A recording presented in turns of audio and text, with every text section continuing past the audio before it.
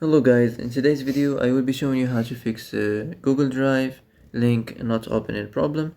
So the answer is easy, just go to the settings and then scroll down to the apps section, then go to the search and search Drive or Google Drive, and then go to the storage, and here you will find this clear cache option. Click on it. Now you can go check it if it worked, and if it didn't you can try to restart your phone or turn the Wi-Fi off and on, or the Bluetooth or the airplane mode.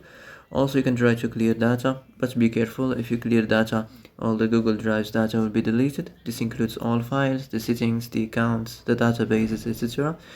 So be careful if you want to clear your data.